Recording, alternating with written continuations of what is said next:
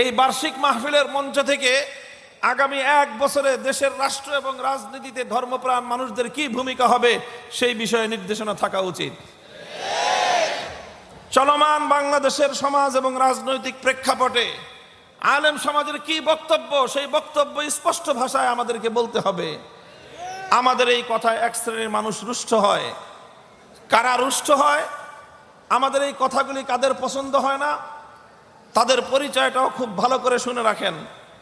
এরা হলো ওই শ্রেণীর মানুষ যারা ইসলামকে শুধুমাত্র এতিমখানা, মসজিদ আর মিলাদ শরীফের মধ্যে সীমাবদ্ধ দেখতে চায়। তারা আলেম সমাজের কাছ থেকে সমাজ এবং রাষ্ট্রীয় বিষয়ে দিক নির্দেশনা কথা শুনতে প্রস্তুত না। তোমাদেরকে বলবো, তোমরা তোমাদের এই মনোভাব এবং তোমাদের এই মতাদর্শকে পরিবর্তন করো। আজকে পরিবর্তন করার কথা বললাম, এরপরে বলবো যদি এই ধরনের কথা আলেম সমাজের কাছ থেকে শুনতে তোমাদের ভালো না লাগে, বাংলাদেশের মাটি তোমাদেরকে বহন করবে না। এটা পরিষ্কার আমাদের বক্তব্য। আমি নাম উল্লেখ করে বলি, এই যে পতিত আওয়ামী সরকার, আওয়ামী দল, অনেক অনেক সমালোচনার দিক আছে। এখন আপনারা গাথায় পড়ছেন, নিজেদেরকে নিয়ে নতুন করে একটু চিন্তা করেন, নিজেদের ভুল ত্রুটিগুলো শুধরানোর চেষ্টা করেন। আপনাদের দাম্ভিকতা আজকে আপনাদেরকে এই পর্যায়ে নিয়ে এসেছে। আপনাদের অহংকার আজকে আপনাদের এই পতনের এই মূলে ভূমিকা রেখেছে। উঠতে উঠতে আকাশে উড়েছেন, মাটিতে পা লাগান নাই। আর এখন গোটা বাংলাদেশের কোথাও নাম নিয়ে দুজন মানুষ একত্রিত হওয়ার সাহস আপনারা রাখেন না। আপনাদেরকে বলবো বিশেষ করে যে আলেম সমাজের কাছ থেকে আপনারা রাষ্ট্র এবং রাজনীতি বিষয়ে কোনো নির্দেশনা শুধু শুনতে অপছন্দ করেন তাই নয়, বরং আলেম সমাজের কণ্ঠকে আপনারা রোধ করার চেষ্টা করেছেন।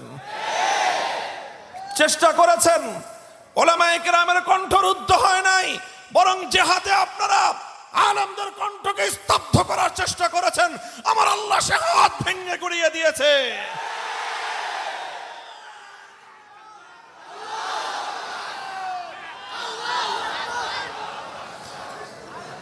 মুহতারাম হাজিরিন, আমি শুধু একটা দলের নাম উল্লেখ করলাম, কারণ নাম উল্লেখ না করলে অনেকে আবার বুঝতে পারে না যে তাদের ভুলটা কোথায়। আপনাদের যদি যারা এখানে আছেন খবর পৌঁছায় দিবেন, আর অনেকে মাইকের আওয়াজ শুনতেছেন, আপনারা যদি আবার বাংলাদেশের মানুষের কাছে ফিরে আসতে চান, সর্বপ্রথম আপনাদেরকে যেই বিষয়টার সংশোধন করতে হবে সেটা হলো এই, আলেমদেরকে তাদের দায়িত্ব পালনে আপনারা বাধা হয়ে দাঁড়াবেন না। মাহফিলের মঞ্চে, মিম্বারে, মসজিদের মিম্বারে দাঁড়িয়ে ওলামায়ে কেরাম কি বলবেন সে বিষয়গুলোর ব্যাপারে আপনারা আপনাদের গাইডলাইন দেওয়ার চেষ্টা করবেন না।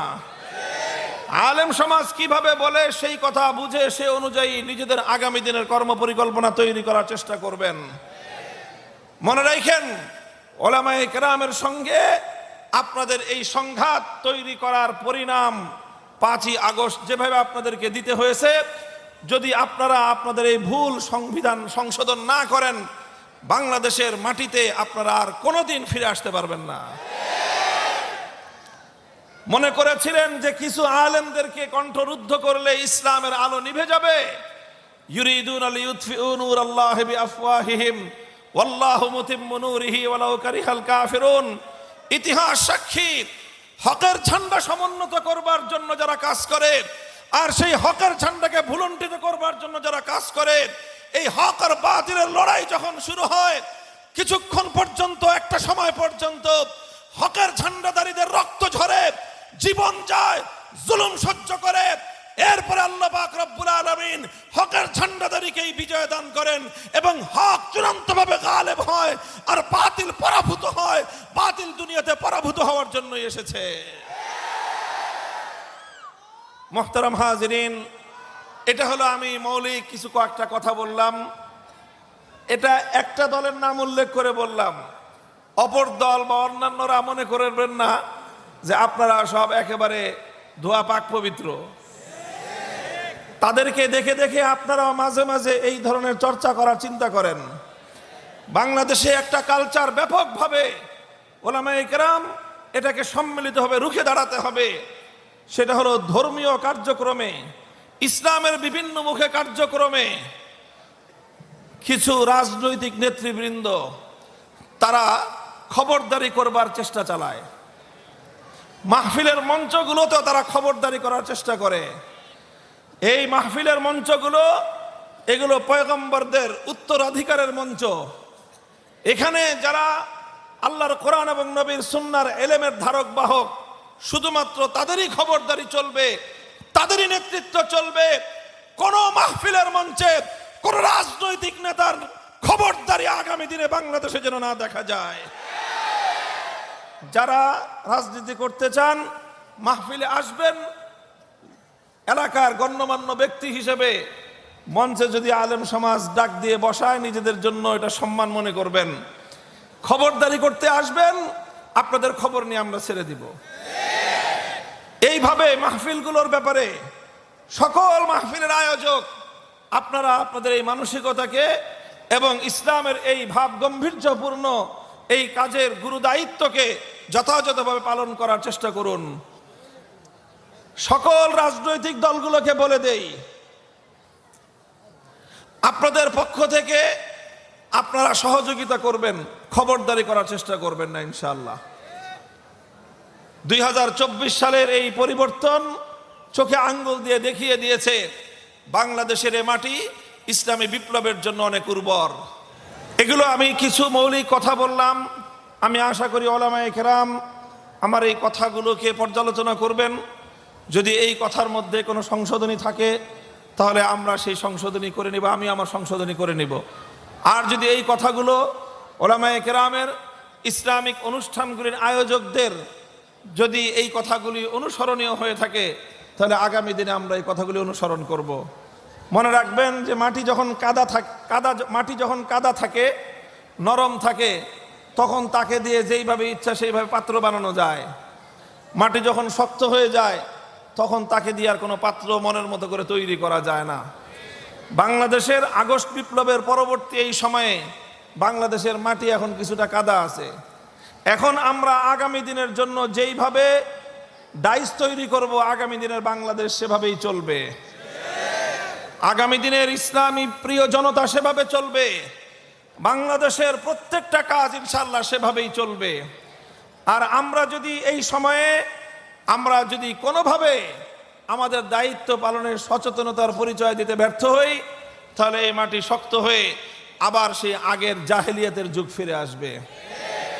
আইয়ামে জাহেলিয়াতের পর আল্লাহর পয়গম্বর মুহাম্মদ আরবি সাল্লাল্লাহু আলাইহি ওয়াসাল্লামের বিপ্লবের মধ্য দিয়ে সেই আইয়ামে জাহেলিয়াতের পতন ঘটেছিল।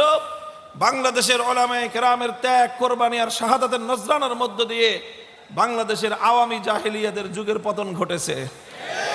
এই আওয়ামী জাহেলিয়াত যেন আর কোনোদিন বাংলাদেশে ফিরে আসতে না পারে সেই ব্যাপারে আজকেই আলেম সমাজকে আগামী দিনের জন্য কর্মপন্থা নির্ধারণ করতে হবে। আল্লাহ পাক আলেম সমাজকে সেভাবে দায়িত্ব পালন করার তৌফিক দান করুন। মুহতারাম হাজিরিন, আমি কোরআনে পাকের যে আয়াত তেলাওয়াত করেছি এই আয়াতের ভাবার্থ খুব সংক্ষিপ্ত। এভাবে আল্লাহ বলছেন, আলাম তারা ইলাল্লাযীনা ইয়াজউমুনা আন্নাহুম আমানু বিমা উনজিলা ইলাইকা ওয়া মা উনজিলা মিন ক্বাবলিকা ইউরিদুন, যারা আল্লাহ পাকের কোরআন এবং আসমানি কিতাবকে বিশ্বাস করে বলে নিজেদের পরিচয় দেয়। ইয়াজউমুন, তারা দাবি করে যে আন্নাহুম আমানু, যে তারা ঈমানদার। নিজেরা নিজেদেরকে ঈমানদার বলে দাবি করে, নিজেরা নিজেদেরকে মুসলমান এবং মুমিন বলে পরিচয় দেয়, অথচ ইউরিদুন আইয়াতাহাকামু ইলাত তাগুত, তারা নিজেদেরকে ঈমানদার বলে দাবি করার পরেও আল্লাহ পাক ক্ষোভ আর খেদ নিয়ে আল্লাহ অভিযোগের সুরে বলতেছেন যে তারা নিজেরা নিজেদেরকে ঈমানদার বলে দাবি করার পরেও তারা তাগুতের কাছে বিচার প্রার্থনা করে এবং তারা তাগুতের কাছে সিদ্ধান্ত চায়। কথা পরিষ্কার, যারা নিজেদেরকে ঈমানদার বলে দাবি করে আল্লাহ পাক এই এক শ্রেণীর ঈমানদারদের ঈমানদার হিসেবে দাবিকারী মুসলিম আত্মপরিচয়ের দাবিদার এক শ্রেণীর মানুষের ব্যাপারে আল্লাহ পাক অভিযোগ করছেন যে তারা তাদের ঈমানের দাবির বিরুদ্ধাচরণ করে, তারা তাদের ঈমানের দাবির প্রতি কোনো শ্রদ্ধা এবং সম্মান প্রদর্শন না করে তারা তাগুতের কাছে বিচার প্রার্থনা করে এবং তাগুতের সিদ্ধান্ত চায়। আল্লাহ বলছেন এই কর্মকাণ্ডের মাধ্যমে ওয়ায়ুরিদুশ শাইতানু আন ইউদিল্লাহুম দালালাম বাঈদা, তারা শয়তানের শিকারে পরিণত হয় এবং শয়তান তাদেরকে গুমরাহ এবং বিভ্রান্ত করে ছাড়ে। কথাটা পরিষ্কার হলো এই যে যারা ইমানদার বলে দাবি করে, সেই ইমানদার দাবিদার কিছু মানুষের মধ্যে একটা চরিত্র আছে, সেই চরিত্রটা হলো ইউরিদুনা আইয়াতাহাকামু ইলাত তাগুত, যে তারা তাগুতের দ্বারস্থ হয়, তারা তাগুতের কাছে বিচার প্রার্থনা করে এবং তারা তাগুতের কাছ থেকে সিদ্ধান্ত কামনা করে। কোরআনের এই আয়াত দ্ব্যর্থহীনভাবে এ কথা বলে। আরো অনেক আয়াত রয়েছে কোরআনে পাকের মধ্যে, প্রায় 10-15টা আয়াত এই বিষয়ের উপর রয়েছে, যার প্রত্যেকটির মর্ম অভিন্ন। আর সেই মর্ম হলো কোনো ইমানদার ব্যক্তি কোনোদিনও কোনো তাগুতের কাছে সিদ্ধান্ত কামনা করতে পারে না। কোনো মুমিন কোনোদিন কোনো তাগুতের ফয়সালা মানতে পারে না। কোনো মুমিন কোনোদিন কোনো তাগুতের কাছে বিচার প্রার্থনা করতে পারে না। এই হলো আয়াতের মর্ম। আমার এই আলোচনার মধ্যে মূল প্রসঙ্গ থাকবে তাগুত কি জিনিস, তাগুতের পরিচয় দেওয়া।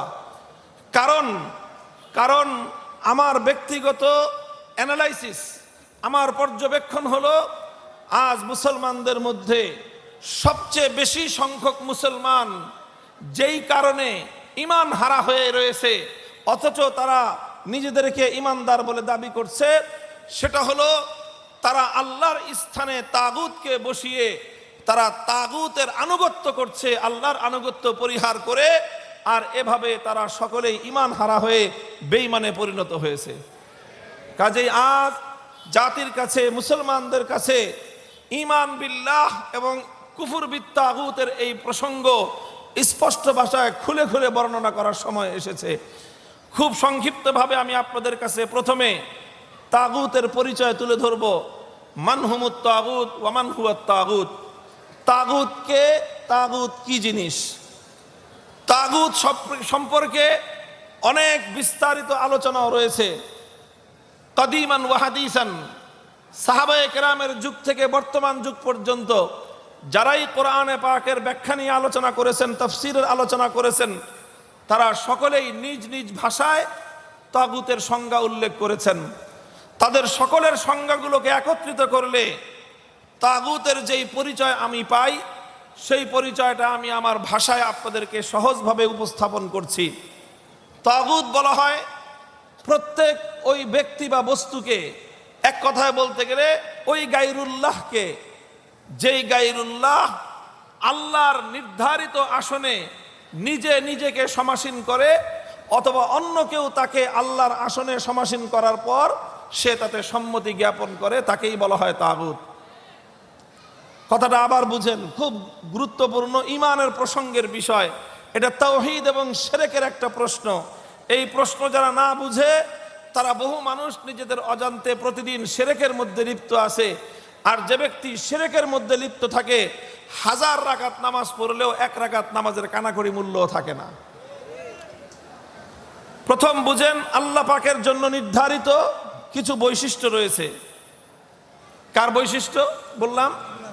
বলেন কার বৈশিষ্ট্য? আল্লাহর জন্য নির্ধারিত কিছু বৈশিষ্ট্য রয়েছে, সেগুলো আল্লাহ পাকের জন্যই নির্ধারিত। এটা আল্লাহর সংরক্ষিত আসন। যে আসনটা আল্লাহর জন্য সংরক্ষিত, সেই সংরক্ষিত আসনে কোনো গায়রুল্লাহ যদি বসে নিজে ইচ্ছায় বসে পড়ে অথবা অন্য কেউ যদি তাকে আল্লাহর সংরক্ষিত আসনে বসায় আর সে যদি তাতে সম্মত থাকে, তাহলে তাকেই বলা হয় তাগুত। যেমন একটা আমি দৃষ্টান্তের মাধ্যমে বলি, আল্লাহ পাকের জন্য একটা বিশেষ বৈশিষ্ট্য যেটা আল্লাহর জন্য সংরক্ষিত এবং নির্ধারিত, সেটা হলো এই কায়নাতের মধ্যে, সৃষ্টি জগতের মধ্যে ইবাদতের একমাত্র উপযুক্ত কে? চিৎকার করে বলেন, ইবাদতের একমাত্র উপযুক্ত কে? অন্য কারো জন্য ইবাদত হতে পারে? তো ইবাদত আল্লাহর জন্যই নির্ধারিত।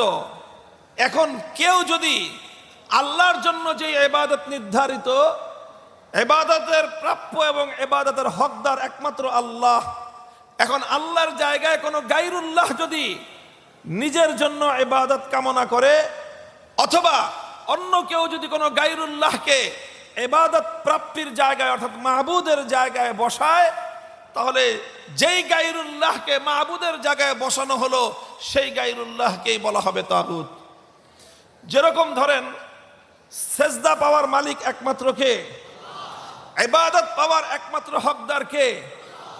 এখন সেই ইবাদতকে আল্লাহর জন্য না করে কেউ যদি লাত, মানাত, উজ্জা, হুবাল এই সকল মূর্তিগুলোকে ইবাদত করে, তাহলে কি হলো? ইবাদতের আসন, ইবাদত প্রাপ্তির আসন একমাত্র সংরক্ষিত ছিল কার জন্য? আল্লাহর। সেই সংরক্ষিত আসনে যখন লাতকে বসানো হলো, তো লাত হলো তাগুত। ইবাদত পাওয়ার একমাত্র হকদার হলেন আল্লাহ। সেই ইবাদত পাওয়ার জায়গায় যদি কেউ মানাত বা উজ্জা বা হুবালকে বসায়, তখন সেই লাত, মানাত, উজ্জাকে বলা হয় তাগুত। আল্লাহর জন্য যে ইবাদত নির্ধারিত, সেই আল্লাহকে ইবাদত না করে কেউ যদি দুর্গা, সরস্বতী, কালী ইত্যাদি দেবতার মূর্তিগুলোকে পূজা করে এবং আল্লাহর জন্য নির্ধারিত সংরক্ষিত আসনে এই সকল মূর্তিগুলোকে যদি কেউ স্থাপন করে, তখন সেই মূর্তিগুলোকে বলা হয় তাগুত। অর্থাৎ ইবাদত যেটা একমাত্র আল্লাহর জন্য নির্ধারিত ছিল, সেই ইবাদত আল্লাহর জন্য না করে যখন কোনো গায়রুল্লাহর জন্য ইবাদত করা হলো, তো যেই গায়রুল্লাহর জন্য ইবাদত করা হয় সেই গায়রুল্লাহকেই বলা হয় তাগুত। বুঝা গেল? সুতরাং লাত এটা কি একটা তাগুত, দুর্গা এটা কি একটা, কালী এটা কি একটা, সরস্বতী এটা কি, যত কিছুর পূজা করা হয় সবগুলোকে বলা হয় তাগুত। কারণ অন্য কোনো কিছুর পূজা করলে, ইবাদত করলে সেগুলো কেন তাগুত হবে? কারণ ইবাদত পাওয়ার একমাত্র উপযুক্ত কে? ঠিক ইবাদত যেরকম একমাত্র আল্লাহর প্রাপ্য, ঠিক তেমনি ভাবে এই আসমান এবং জমিনের মধ্যে নিরঙ্কুশ ভাবে সার্বভৌম ক্ষমতা নিয়ে আসমান এবং জমিন নয়, শুধু কুল কায়নাতের মধ্যে আইন তৈরি করার একচ্ছত্র মালিক কে? এটাও এক আল্লাহ পাক রব্বুল আলামিনের নির্ধারিত ক্ষমতা। এই আসমান এবং জমিন সহ কায়নাতের মধ্যে কোনটা বৈধ, সেই বৈধ জিনিসের বৈধতা দেওয়ার অধিকার কার? যেটা অবৈধ, সেই অবৈধটাকে অবৈধতার ঘোষণা দেওয়ার মালিক কে? এই সুতরাং কোনটা বৈধ হবে, কোনটা অবৈধ হবে, এটা নির্ধারণ করার চূড়ান্ত ক্ষমতা হলো একমাত্র আল্লাহর। এটাকে, এই চূড়ান্ত ক্ষমতা, যেই ক্ষমতাকে প্রশ্ন করা যায় না, যেই ক্ষমতাকে বাতিল করা যায় না, যেই ক্ষমতাকে অস্বীকার করা যায় না, বরং যেই ক্ষমতাকে প্রত্যেকে মেনে নিতে বাধ্য, সেই ক্ষমতাকেই বলা হয় চূড়ান্ত ক্ষমতা। আর এটাকেই প্রচলিত রাষ্ট্রবিজ্ঞান এবং পলিটিক্যাল সায়েন্সের পরিভাষায় এটাকে ইংলিশে বলা হয় পাওয়ার অফ সভরেইনটি, বাংলায় বলা হয় সার্বভৌম ক্ষমতা। সার্বভৌম ক্ষমতা বলা হয় এমন একটা ক্ষমতাকে, যেই ক্ষমতা যেই সত্তার থাকে, ওই সত্তা যেই আইন করবেন সেই আইনই চূড়ান্ত আইন। তার আইনকে কেউ চ্যালেঞ্জ করতে পারবে না, তার আইনকে কেউ বাতিল করতে পারবে না, তার কোনো আইনের উপর কেউ প্রশ্ন তুলতে পারবে না। এই ধরনের চূড়ান্ত ক্ষমতার মালিকানাকেই বলা হয় সার্বভৌম ক্ষমতা। আসমান আর জমিনের মধ্যে সার্বভৌম আইন তৈরি করবার ক্ষমতা একমাত্র কার? ইবাদত পাওয়ার একমাত্র উপযুক্ত যেমন কে? জোরে বলেন, ইবাদত পাওয়ার একমাত্র উপযুক্ত কে? ঠিক তেমনি ভাবে কায়নাতের মধ্যে, সৃষ্টি জগতের মধ্যে আইন তৈরি করবার চূড়ান্ত ক্ষমতা একমাত্র কার? আইন তৈরি করবার চূড়ান্ত ক্ষমতা একমাত্র যেহেতু আল্লাহর, সুতরাং ইবাদতের মতোই আল্লাহর ইবাদতের স্থানে যেই গায়রুল্লাহ নিজে স্থাপিত হবে, নিজে বসবে অথবা অন্য কেউ তাকে বসাবে, সে যেমন তাগুতে পরিণত হবে, ঠিক তদ্রূপ আল্লাহ পাক রব্বুল আলামিনের সার্বভৌম আইন তৈরি করবার এই ক্ষমতার মসনদে আল্লাহ ছাড়া যে কোনো গায়রুল্লাহ বসবে, সেই গায়রুল্লাহকে কোরআনের ভাষায় ইসলামের পরিভাষায় এবং 1400 বছরের ইসলামের সকল পণ্ডিতদের ঐক্যমতে ইজমায়ের ভিত্তিতে তাদেরকে বলা হবে তাগুত। চাই সেই তাগুত যে আইন তৈরি করবার চূড়ান্ত ক্ষমতা নিজের হাতে তুলে নিতে চায়। সে যদি কোনো রাজা বাদশাহ হয়, সেই রাজা বাদশাহ হবে তাগুত। যেই রাজা বাদশাহ আল্লাহর আইনের বিরুদ্ধে নিজে কোনো আইন তৈরি করবে, আল্লাহর আইনের বিরুদ্ধে কোনো আইন যদি কোনো মন্ত্রী পরিষদ করে, সেই মন্ত্রী পরিষদকে বলা হবে তাগুত। আল্লাহর কোনো আইনের বিরুদ্ধে কোনো বিচারালয়, কোনো আদালত অথবা কোনো আদালতের বিচারপতিরা যদি কোনো আইন তৈরি করে, তাহলে সেই আদালত এবং সেই বিচারালয় এবং সেই বিচারপতিদেরকে বলা হবে তাগুত। আল্লাহর আইনের বিরুদ্ধে কোনো আইন পরিষদ, কোনো সংসদ যদি কোনো আইন তৈরি করে, সেই গোটা সংসদকে বলা হবে তাগুত। এবং সেই তাগুতকে অস্বীকার করার নামই হলো ঈমান। মুহতারাম হাজিরিন, বিষয়টা আজকের বাংলাদেশের চলমান প্রসঙ্গের সঙ্গে খুবই প্রাসঙ্গিক। এই জন্যই আমি এই কথাটা আলোচনাটা উত্থাপন করলাম। এই জন্য আমাদেরকে সর্বপ্রথম তাগুতের এই পরিচয়টা খুব ভালো করে বুঝতে হবে। ওলামায়ে কেরামকে বলবো, তাগুতের এই পরিচয় দ্ব্যর্থহীন এবং স্পষ্ট ভাষায় জাতির সামনে ব্যাপকভাবে তুলে ধরার প্রয়োজন। আল্লাহর কোরআন বলেছে, ওয়ামান ইউমিন বিল্লাহি ওয়া ইয়াকফুর বিত-তাগুতি ফাকাদ ইসতামসাকা বিল উরওয়াতিল উসকা। আল্লাহর উপর ঈমান আনতে হবে, তাগুতকে অস্বীকার করতে হবে, তাহলেই তুমি মুক্তিপ্রাপ্ত হবে। আর যদি তুমি আল্লাহর উপরেও ঈমান আনো, তাগুতকেও তুমি বিশ্বাস করো, তাহলে তুমি হলো ভণ্ড ঈমানদার। কারণ তাগুতের ঈমান আর আল্লাহর ঈমান কশ্চিনকালেও একত্রিত হতে পারে না। রাতের অন্ধকার আর দিনের আলো যেমন একত্রিত হতে পারে না, ঠিক তেমনি ভাবে আল্লাহর উপর ঈমান এবং তাগুতের উপর বিশ্বাস একত্রিত হতে পারে না। যাদের তাগুতের উপর বিশ্বাস রয়েছে, তার আল্লাহর উপর ঈমান অগ্রহণযোগ্য। যাদের আল্লাহর উপর ঈমান রয়েছে, তারা তাগুতকে কশ্চিনকালেও স্বীকার করতে পারে না। মুহতারাম হাজিরিন, বিষয়টাকে আমি আল্লাহর পয়গম্বরের একটি হাদিসের দ্বারা উদ্ধৃত করছি। একটি হাদিসের সকল কিতাবের মধ্যেই শাব্দিক ভিন্নতা সহ বর্ণিত রয়েছে। বুখারী, মুসলিম সহ তিরমিজি আর আবু দাউদের মধ্যে ব্যাপক বিস্তৃতভাবে আলোচিত হাদিসটি উল্লেখ রয়েছে। একজন সাহাবী, নাম হলো তার আদি ইবনে হাতেম। আমরা সকলে একটা নামের সঙ্গে খুব পরিচিত, নামটা হলো হাতেম তাই।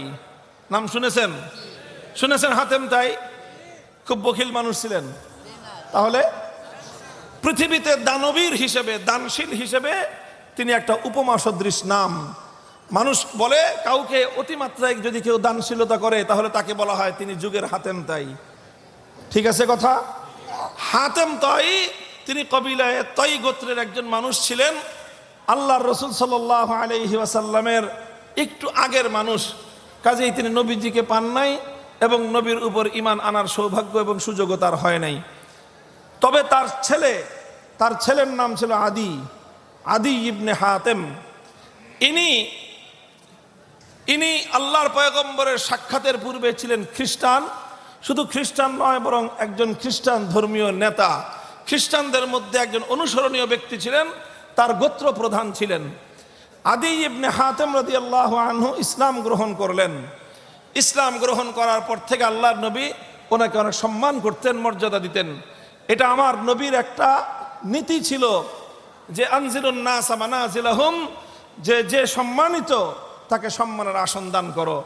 এই জন্য আদি ইবনে হাতেম সম্পর্কে হাদিসের পাতায় পাওয়া যায়, আদি ইবনে হাতেম আল্লাহর নবীর কাছে আসলে নবীজি তাকে সমীহ করতেন, কখনো কখনো দাঁড়িয়ে যেতেন, কখনো কখনো জায়গা ছেড়ে দিয়ে আদি ইবনে হাতেমকে বসার স্পেস তৈরি করে দিতেন। এরকম সম্মানিত একজন ব্যক্তি ছিলেন আদি ইবনে হাতেম। ইসলাম গ্রহণ করার পূর্বে তিনি একজন আহলে কিতাব ছিলেন। পূর্ববর্তী আসমানি কিতাব ইনজিল, তাওরাত সম্পর্কে তার ঈমান ছিল। সেই আদি ইবনে হাতেম রাদিয়াল্লাহু আনহু একবার নবী করিম সাল্লাল্লাহু আলাইহি ওয়াসাল্লামের নিকট এসে সূরা বারাতের একটি আয়াত সম্পর্কে প্রশ্ন উত্থাপন করলেন। ইয়া রাসূলুল্লাহ, কোরআনে পাকের সূরাতুল বারাতের মধ্যে আমাদের ইহুদি এবং খ্রিস্টানদের সম্পর্কে একটা অভিযোগ করা হয়েছে। আমি একজন খ্রিস্টান ছিলাম, সাধারণ খ্রিস্টান নয়, বরং একজন জ্ঞানী শিক্ষিত খ্রিস্টান ছিলাম। সুতরাং খ্রিস্টান ধর্মের আদ্যপান্ত সবই আমার জানা আছে।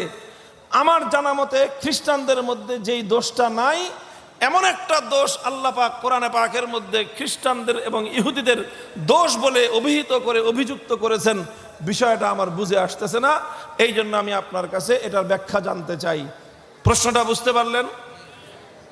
আল্লাহ রসুল সাল্লাল্লাহু আলাইহি ওয়াসাল্লাম জানতে চাইলেন কোন অভিযোগ। সূরাতুল বারাতের আয়াত তেলাওয়াত করলেন আদী ইবনে হাতেম রাদিয়াল্লাহু আনহু। আল্লাহর কোরআন সূরাতুল বারাতের মধ্যে বলেছে, ইত্তাখাযু আহবারহুম ওয়া রুহবানাহুম আরবাবাম মিন দুনিল্লাহ। ইত্তাখাযু আহবারহুম ওয়া রুহবানাহুম আরবাবাম মিন দুনিল্লাহ। আল্লাহ বলছেন অভিযোগের সুরে যে ইহুদি এবং খ্রিস্টানদের লোকেরা তারা তাদের মধ্যকার দুই শ্রেণীর মানুষকে আল্লাহর জায়গায় আল্লাহকে বাদ দিয়ে, যেখানে এক আল্লাহকে রব বলে ঘোষণা করার কথা, এক আল্লাহকে রব বলে মানার কথা, তারা সেখানে এক আল্লাহকে বাদ দিয়ে তারা তাদের মধ্যকার দুই শ্রেণীর মানুষকে রব হিসেবে গ্রহণ করে নিয়েছে। প্রথম শ্রেণীর মানুষ হলো আহবারহুম। আহবার এটা হিব্রুনের বহুবচন। হিব্রুন বলা হয় দক্ষ জ্ঞানী ব্যক্তিকে, যেমন আমরা আল্লামা শব্দ ব্যবহার করে থাকি, আল্লামার অর্থে হিব্রুন শব্দ ব্যবহার হয়। অর্থাৎ আল্লাহর কোরআন বলল ইহুদি খ্রিস্টানরা তাদের মধ্যকার যারা জ্ঞানী শিক্ষিত মানুষ রয়েছে, ওয়ারুহবানাহুম, এবং তাদের মধ্যে যারা পাদ্রী রয়েছে, শিক্ষিত জ্ঞানী আর পাদ্রী শ্রেণীর মানুষদেরকে তারা আল্লাহর পরিবর্তে রব বানিয়ে নিয়েছে। অভিযোগটা বুঝলেন? বলেন, বুঝা গেল? লক্ষ্য করেন এদিকে, অন্যদিকে তাকাবেন না। ইহুদি খ্রিস্টানরা কাদেরকে রব বলেছে? বলেন কাদেরকে? ইহুদি এবং খ্রিস্টানদের মধ্যে যারা জ্ঞানী ছিল, শিক্ষিত ছিল তাদেরকে। আর কাদেরকে? তাদের মধ্যে যারা পাদ্রী ছিল তাদেরকে। বলেন তো প্রথম কাদেরকে? জ্ঞানীদেরকে, শিক্ষিতদেরকে। আর দুই নম্বর হলো কাদেরকে? পাদ্রীদেরকে। এই দুই শ্রেণীর মানুষকে তারা রব বানিয়ে নিয়েছে। কার জায়গায়? আল্লাহর জায়গায়। এটা হলো আল্লাহর কোরআনের অভিযোগ ইহুদি এবং খ্রিস্টানদের সম্পর্কে। হযরত আদী ইবনে হাতেম বললেন, যে ইয়া রাসূলুল্লাহ, আমি তো খ্রিস্টান ছিলাম, খ্রিস্টানরা কাকে রব মানে আর কাকে রব মানে না এটা আমার ভালো করে জানা আছে। আমরা তো কোনোদিন আমাদের কোনো জ্ঞানী ব্যক্তিকে অথবা আমরা আমাদের মধ্যকার কোনো পাদ্রীকে তো কোনোদিন ইবাদত করি নাই, পূজা করি নাই, তাহলে আমরা তাদেরকে রব বানালাম কোথায়? বুঝতে পারছেন প্রশ্নটা? এটা হলো আদী ইবনে হাতেমের প্রশ্ন, যে আমরা তো কোনোদিন আমাদের কোনো জ্ঞানী ব্যক্তিকে সেজদা করি নাই, আমাদের কোনো জ্ঞানী ব্যক্তির ইবাদত আমরা করি নাই, আমরা তো কোনোদিন আমাদের কোনো পাদ্রীকে সেজদা করি নাই, আমাদের কোনো পাদ্রীর তো আমরা ইবাদত করি না। কাজেই আমাদের সম্পর্কে আল্লাহ পাক এই অভিযোগ কেন করলেন যে আমরা আমাদের জ্ঞানী আর শিক্ষিত এবং পাদ্রী শ্রেণীকে আমরা রব বানিয়ে নিয়েছি? এই কথা আল্লাহ কেন বললেন? তখন রাসূল সাল্লাল্লাহু আলাইহি ওয়াসাল্লাম পাল্টা প্রশ্ন করলেন, এবং নবীর সেই প্রশ্নটা বিভিন্ন হাদিসে শব্দের পার্থক্যে ঠিক অনেকটা এভাবে এসেছে। আল্লাহ নবী বললেন পাল্টা প্রশ্নে, আলাস্তুম হাররামতুম মা হাররামুহু ওয়া আহলালতুম মা আহাল্লুহ। হে আদী, একটা কথা তুমি চিন্তা করে জবাব দাও, তোমাদের মধ্যে এমন কোন রীতিনীতি ছিল কিনা যে তোমাদের জ্ঞানী সম্প্রদায় আর পাদ্রী সম্প্রদায় তারা যখন কোনো একটা জিনিসকে বৈধ বলে দিত, অথচ সেই জিনিসটাকে আসমানি কিতাবের মধ্যে অবৈধ বলা হয়েছে, আসমানি কিতাবের অবৈধ জিনিসকে তোমাদের শিক্ষিত আর পাদ্রীরা যখন বৈধ বলে দিত, তখন থেকে তোমরা সেটাকে বৈধ বলে গ্রহণ করে নিতে। আবার আসমানি কিতাবের মধ্যে কোনো একটা জিনিস বৈধ রয়েছে, সেই জিনিসটাকে তোমাদের শিক্ষিত এবং পাদ্রী শ্রেণীর লোকেরা অবৈধ বলে দিলে তোমরাও সেটাকে অবৈধ বলে মেনে নিতে। এমন ব্যাপার তোমাদের মধ্যে ছিল কিনা? এবার আদী ইবনে হাতেম বলেন, জি ইয়া রাসূলুল্লাহ, এটা তো ছিল। আমাদের অনেক শরীয়তের বিধান, আমাদের অনেক আইন যেটা আল্লাহ দিয়েছেন, সেই আইনগুলো যুগে যুগে আমাদের এই আহবার এবং রুহবান, আমাদের এই শিক্ষিত সুশীল আর এই পাদ্রী শ্রেণী, তারা আমাদের এই সকল অনেক আসমানি কিতাবের অনেক বিধানকে তারা পরিবর্তন করে দিয়েছে। আল্লাহ যেটাকে হালাল করেছিলেন তারা পরবর্তীতে এটাকে হারাম করে দিয়েছে, আল্লাহ যেটাকে হারাম করেছিলেন তারা পরবর্তীতে এটাকে হালাল করে দিয়েছে। আর এইভাবে আল্লাহর কিতাবের মধ্যে, আল্লাহর শরীয়তের মধ্যে নানা রকম অ্যামেন্ডমেন্ট এনেছে, নানা রকম সংশোধনী এনে তারা ইহুদি এবং খ্রিস্টানদের জন্য নানা জিনিস বৈধ আর অবৈধ করে সিদ্ধান্ত দিয়েছে। এবং এই সকল শিক্ষিত আর পাদ্রী শ্রেণীর দানকৃত বৈধতা এবং অবৈধতাকে ইহুদি এবং খ্রিস্টান জাতি মেনে নিয়েছে। আল্লাহর নবী তখন এই প্রশ্নের জবাব উদ্ধার করে বললেন, ফাযালিকা অথবা ফাতিলকা ইবাদাতুহুম।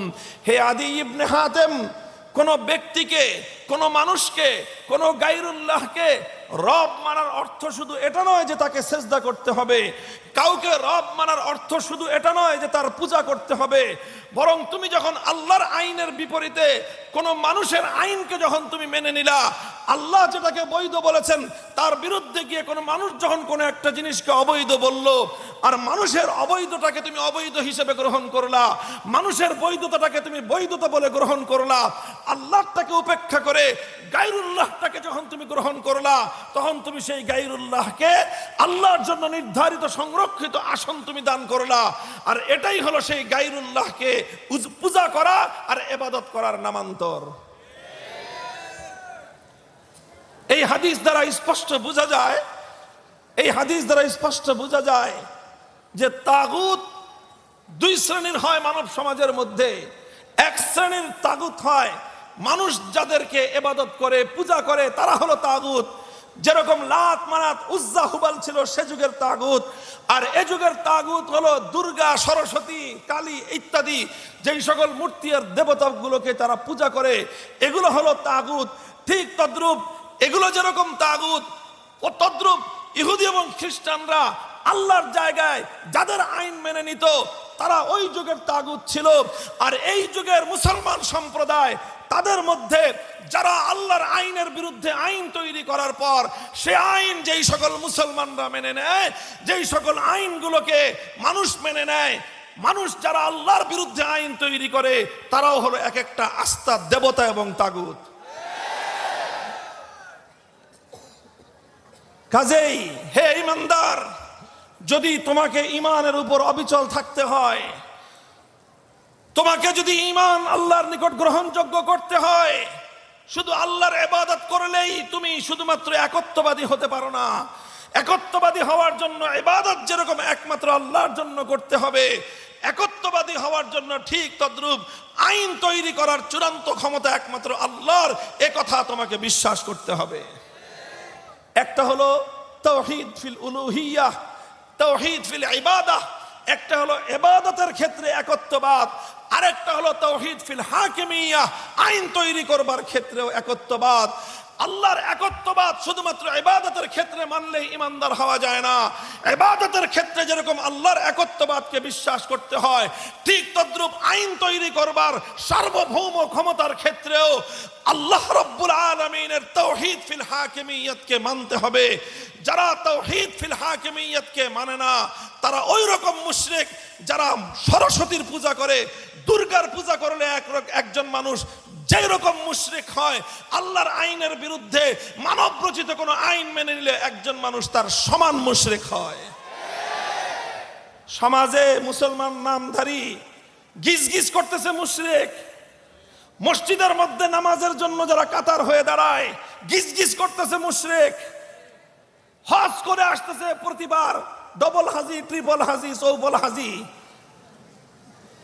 প্রতি বছর হজ করে, প্রতি বছর উমরা করে, অথচ এই সকল হাজি আর গাজীদের মধ্যে গিজ গিজ করতেছে মুশরিক।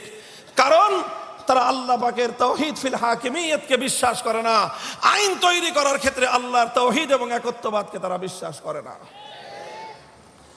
মুহতারাম হাজিরিন, এই তাওহীদ ফিল হাকিমিyyatকে আজ আমাদেরকে বুঝতে হবে, ভালো করে মানতে হবে এবং জাতির মধ্যে এই দাওয়াত এবং এই মিশন বাস্তবায়ন করতে হবে। আমরা আমাদের এই সমাজের মধ্যে, আমাদের এই দেশের মধ্যে নানাভাবে এই তাওহীদুল হাকিমিyyahকে অস্বীকার করে মানুষের কাঁধের উপর মানব রচিত আল্লাহর আইন বিরোধী আইনকে জাতির উপর চাপিয়ে দিয়ে এই জাতির জন্য শত শত বছর ধরে এক অভিশপ্ত শিরকের অভিশাপ আমাদের গলার উপর চাপিয়ে দেওয়া হয়েছে। মুসলমানদের ইতিহাস পর্যালোচনা করলে দেখা যায় মুসলমানদের মধ্যে এই ধরনের শিরক ছিল না। এই যে তাওহীদ ফিল হাকিমিয়াহকে অস্বীকার করা, আল্লাহর আইন ছাড়া আল্লাহর আইনের জায়গায় কোনো গায়রুল্লাহর আইনকে বিশ্বাস করা, মেনে নেওয়া, এই অভিশপ্ত ধারা মুসলমানদের মধ্যে ছিল না। খায়রুল কুরুনে ছিল না, সাহাবীদের যুগে ছিল না, তাবেঈদের যুগে ছিল না, তাবেঈদের যুগে ছিল না, খেলাফতে বনু উমাইয়ার যুগে ছিল না, খেলাফতে বনু আব্বাসিয়ার যুগেও ছিল না।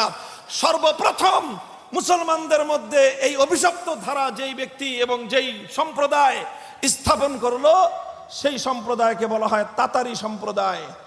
তাতারি সম্প্রদায়েরা সর্বপ্রথম তাদের নেতা চেঙ্গিস খানের পক্ষ থেকে প্রণীত কিছু আইন, সেই আইনকেই তারা সমাজের মধ্যে, রাষ্ট্রের মধ্যে আল্লাহর আইনের বিরুদ্ধে গিয়ে সেই আইনকে তারা কার্যকর করলো, যেটাকে তারা ইয়াসেক বলতো। ইতিহাস এবং তাফসীরের কিতাবের পাতায় এভাবেই পাওয়া যায়। এই অভিশপ্ত ধারা মুসলমানদের উপর চালু হওয়ার পর মুসলিম উলামায়ে কেরাম, মুসলমানদের শাসকবর্গ, মুসলমানদের মুজাহিদিন ইসলাম অনেক রক্তের বিনিময়ে, অনেক ত্যাগ আর কোরবানির বিনিময়ে আবার মুসলমানদের ভিতর থেকে এই অভিশপ্ত ধারাকে বাতিল করেছে, উচ্ছেদ করেছে। মুসলিম সমাজের মধ্যে 1000 বছর পর্যন্ত আর সেই মানব রচিত কোনো আইন আল্লাহর আইনের জায়গায় তারা চলতে দেয় নাই। এভাবেই পুনরুদ্ধার হয়েছে। তাতারিরা মুসলমান হয়ে গিয়েছে, অধিকাংশ তাতারি মুসলমান হয়ে তারা মানব রচিত সেই আইনের অভিশপ্ত ধারা থেকে ফিরে এসে আল্লাহর আইনের দ্বারাই তারা নিজেদের জীবনকে পরিচালিত করেছে। এভাবে চলতে চলতে মুসলিম সমাজের মধ্যে এটাই ছিল প্রধান ধারা। মুসলমানদের যতগুলো সাম্রাজ্য ছিল, সেই খেলাফতে বনু আব্বাসিয়ার পরে দীর্ঘদিন পরে আবার খেলাফতে ওসমানিয়া, সেই খেলাফতে ওসমানিয়ার যুগেও মুসলিম সমাজের মধ্যে প্রায় এই যে বর্তমান আজকের পৃথিবীর মানচিত্রের মধ্যে প্রায় 57টা মুসলিম দেশ আছে।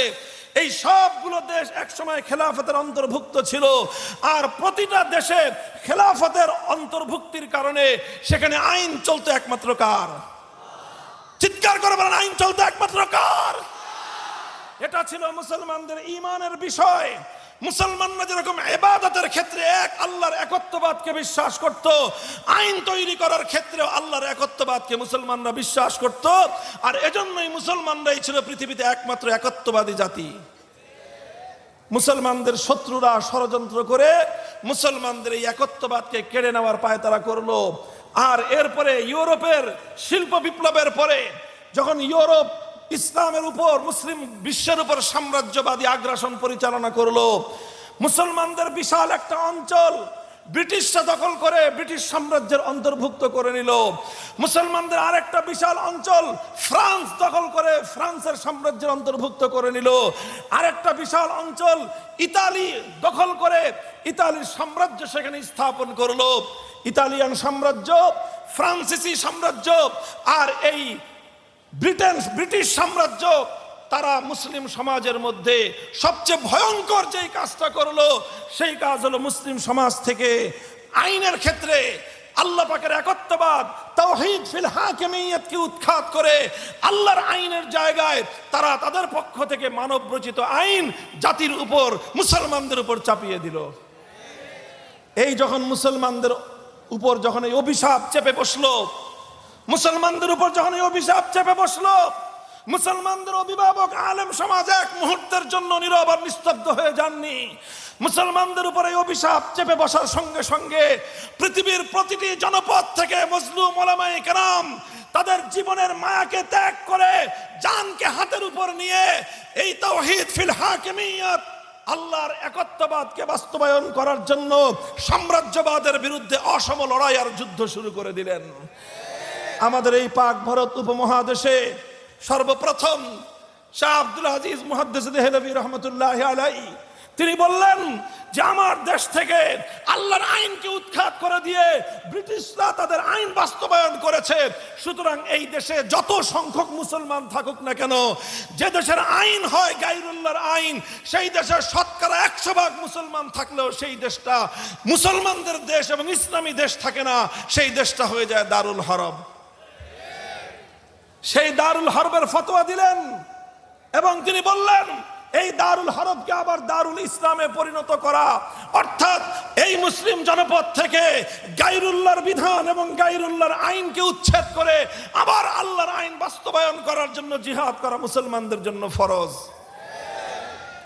এই ফতোয়ার পর শুরু হলো মুসলমানদের লড়াইয়ের প্রস্তুতি, জিহাদের প্রস্তুতি, যুদ্ধের প্রস্তুতি, অসম লড়াইয়ের প্রস্তুতি নিতে নিতে 1757 সালে ব্রিটিশরা আমাদের দেশে তাদের সাম্রাজ্যের থাবা বিস্তার করার পর আল্লাহর আইনকে উচ্ছেদ করে মানব রচিত আইনের দ্বারা যখন তারা আমাদেরকে শাসন করতে আরম্ভ করলো, 1757 সালের পর 1831 সালে সর্বপ্রথম সৈয়দ আহমদ শহীদ রহমতুল্লাহ আলাইহির নেতৃত্বে আল্লাহর জমিনে আল্লাহর আইন বাস্তবায়নের সেই ধারাকে আবার ফিরিয়ে আনার জন্য জিহাদ হলো, লড়াই হলো। লড়াই হলো বালাকোটের রণাঙ্গনে, জিহাদ হলো বালাকোটের জিহাদ। সেই জিহাদে আমাদের পূর্বপুরুষরা রক্ত দিলেন, জীবন দিলেন, শাহাদাত বরণ করলেন, কিন্তু আল্লাহর আইন বাস্তবায়ন করার চেষ্টা থেকে এক কদম তারা পিছপা হলেন না। 1831 সালের 5ই মে বালাকোটের রণাঙ্গনে রক্তস্নাত ইতিহাস প্রতিষ্ঠিত হয়েছিল, শুধুমাত্র এজন্য যে আইন চলবে আল্লাহর জমিনে একমাত্র কার। ওনারা শাহাদাত বরণ করলেন, আন্দোলন পরাস্ত হলো, ওনারা থেমে গেলেন না, আবার নতুন করে প্রস্তুতি গ্রহণ করলেন।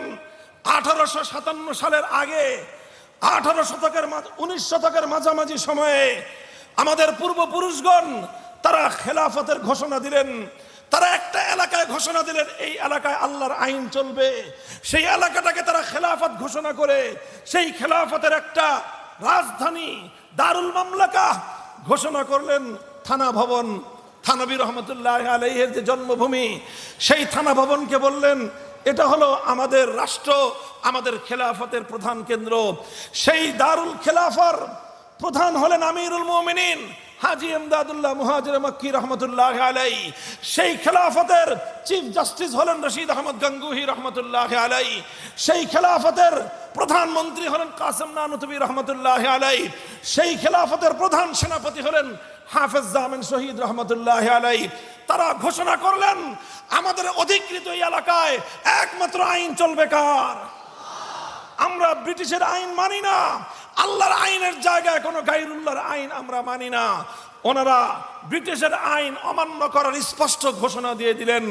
শুরু হলো ব্রিটিশের সঙ্গে লড়াই, শুরু হলো যুদ্ধ, শুরু হলো আজাদির সংগ্রাম, শুরু হলো সশস্ত্র যুদ্ধ, স্বাধীনতার যুদ্ধ। 1857 সালে সামেলির রণাঙ্গনে হলো জিহাদ। সেই জিহাদে মুসলিম রাষ্ট্রের, মুসলিম খেলাফতের প্রধান সেনাপতি হাফেজ জামিন রহমতুল্লাহ আলাইহি শাহাদাত বরণ করলেন। মুসলমানদের অকাতরে রক্ত ঝরলো, হাজার হাজার আলেম সমাজকে ধরে ধরে ফাঁসি কাস্টে ঝুলানো হলো। ইতিম হলো আলেমদের সন্তান, বিধবা হলো আলেমদের স্ত্রীরা, কল খালি হলো আলেম সম্প্রদায়ের মায়েদের। তারা সব কিছু সহ্য করে নিলেন, বরদাস্ত করে নিলেন, কিন্তু আল্লাহর জমিনে গায়রুল্লাহর কোনো আইন তারা মেনে নেন নাই। ওনারা সশস্ত্র সংগ্রামে বিজয়ী হতে পারলেন না। ওনারা আবার নতুন করে শুরু করলেন। 1857 সালের 10 বছর পরে 1866 সালে দারুল উলুম দেওবন্দ প্রতিষ্ঠা করলেন আর ঘোষণা করলেন দেখতে দেখা যায় একটা শিক্ষা প্রতিষ্ঠান, কিন্তু দারুল উলুম দেওবন্দ এটা কোনো শুধু নিছক শিক্ষা প্রতিষ্ঠান নয়, বরং এই শিক্ষা প্রতিষ্ঠান থেকে আল্লাহর জমিনে আবার আল্লাহর দ্বীন, আল্লাহর আইন বাস্তবায়ন করার সংগ্রামী তৈরি করার কারখানা হিসাবে আমরা এটাকে শুরু করলাম যাত্রা। 1866 সালে যাত্রা শুরু হয়ে 90 বছর পর্যন্ত সংগ্রাম চলল, 80 বছর পর্যন্ত সংগ্রাম চলল। 80 বছরের সংগ্রামের পর 1947 সালে ইংরেজরা, ব্রিটিশরা এই দেশ ছেড়ে যাওয়ার জন্য তারা সম্মত হলো। তারা বলল আমরা এই দেশটা ছেড়ে যাব। যখন এই দেশটা ছেড়ে যাওয়ার জন্য তারা সম্মত হলো, রাজি হলো, তখন এই ভারতবর্ষে মূলত দুই সম্প্রদায়ের বসবাস ছিল। একটা সম্প্রদায় ছিল হিন্দু, অপর সম্প্রদায় ছিল মুসলিম। হিন্দুরা সংখ্যায় বেশি ছিল, মুসলমানরা সংখ্যায় তাদের চেয়ে তুলনামূলক কম ছিল। তখন মুসলমানরা চিন্তা করলো, যদি আমরা হিন্দু আর মুসলিম মিলে আবার একত্রিত হই, তাহলে আমরা এখানে আল্লাহর আইন বাস্তবায়ন করতে গেলে, কোরআনের আইন বাস্তবায়ন করতে গেলে, শরীয়তের বিধান বাস্তবায়ন করতে গেলে হিন্দুরা এটার বিরুদ্ধাচরণ করতে পারে। সুতরাং আমরা হিন্দুদের সঙ্গে একসাথে থাকবো না, আমরা একটা আলাদা রাষ্ট্র চাই, আমরা একটা আলাদা ভূখণ্ড চাই। সেই ভূখণ্ডে আমরা মুসলমানরা আমরা আমাদের আল্লাহর আইন, আল্লাহর কোরআনের বিধান, ইসলামী শরীয়তের শাসন ব্যবস্থা বাস্তবায়ন করব। এটা নিয়ে সংগ্রাম শুরু হলো, আন্দোলন শুরু হলো। একদিকে হিন্দুস্তান ভারত, আর একদিকে হলো পাকিস্তান, যেই পাকিস্তানের মাটিতে বাস্তবায়ন হবে আল্লাহর কোরআন। মুহতারাম হাজিরিন, এই পাকিস্তান ভারতবর্ষে যেই সকল অঞ্চলগুলোতে মুসলমানদের সংখ্যাধিক্য ছিল, তার বেশিরভাগ অঞ্চল ছিল সেই পাকিস্তানের, সেই আপনার পাঞ্জাব, খাইবার পখতুনখোয়া এবং তাদের বেলুচিস্তান সহ অনেকগুলো এলাকায় সেখানে মুসলমানদের সংখ্যাধিক্য ছিল। আর তাদের থেকে অনেক দূরে বিচ্ছিন্ন এক এলাকায়, একটা প্রান্তিক এলাকায়, এই বঙ্গ অঞ্চলের অর্ধেকে পূর্ববঙ্গের এই অঞ্চলে এখানেও ছিল মুসলমানদের সংখ্যাধিক্য। তখন এই মুসলমানরা তারা অনেক ত্যাগ আর কোরবানি স্বীকার করার জন্য প্রস্তুত হলো। ইতিহাস বলে আল্লাহর জমিনে আল্লাহর আইনের দ্বারা শাসিত হওয়ার জন্য যেই সম্প্রদায়ের সবচেয়ে বেশি ত্যাগ আর কোরবানি রয়েছে, সেটা বেলুচিস্তানের মানুষ নয়, সেটা পাঞ্জাবের মানুষ নয়, সেটা খাইবার পাখতুনখোয়ার মানুষ নয়, সেটা সীমান্ত প্রদেশের মানুষ নয়, বরং আল্লাহর জমিনে আল্লাহর আইনের দ্বারা শাসন ব্যবস্থা কায়েম করার জন্য যারা সবচেয়ে বেশি ত্যাগ কোরবানির নজরানা পেশ করলো, সেই ভূখণ্ডের নাম, সেই সম্প্রদায়ের নাম হলো, ভূখণ্ডের নাম হলো পূর্ববঙ্গ, আর সেই সম্প্রদায়ের নাম হলো বাঙালি মুসলমান। আলহামদুলিল্লাহ, আমরা আমাদের পূর্বপুরুষদেরকে নিয়ে গৌরব করি, অহংকার করি। মীর নেসার আলী তিতুমীর রহমতুল্লাহ আলাইহি আল্লাহর জমিনে আল্লাহর আইন বাস্তবায়ন করার জন্য প্রতিরোধ সংগ্রাম করলেন। অস্ত্র নাই, শস্ত্র নাই, শক্তি নাই, বাঁশ দিয়ে কেল্লা নির্মাণ করলেন, বাঁশের লেঠেল বানায়ে ইংরেজদের বিরুদ্ধে আল্লাহর বিধানকে বাস্তবায়ন করার জন্য যুদ্ধ করলেন, লড়াই করলেন। ইংরেজরা বন্দুক দিয়ে, তোপ কামান দিয়ে তিতুমীরের বাঁশের কেল্লা আগুন দিয়ে জ্বালিয়ে দিল। তিতুমীরের লাঠিয়ালদের বিরুদ্ধে বন্দুক নিয়ে তারা যুদ্ধ করলো। তিতুমীর এবং তার লাঠিয়াল বাহিনী শাহাদাত বরণ করলেন, রক্ত দিয়ে আল্লাহর জমিনকে রঞ্জিত করলেন। কিন্তু আল্লাহর আইনের জায়গায় গায়রুল্লাহর আইনের সামনে মাথা নত করলেন না। আমাদের এদেশের আরেকজন বিপ্লবী সংগ্রামী, স্বাধীনতার এক মহানায়কের নাম হাজী শরীয়তুল্লাহ রহমতুল্লাহ আলাইহি। হাজী শরীয়তুল্লাহর আন্দোলন ইতিহাস থেকে পড়ুন।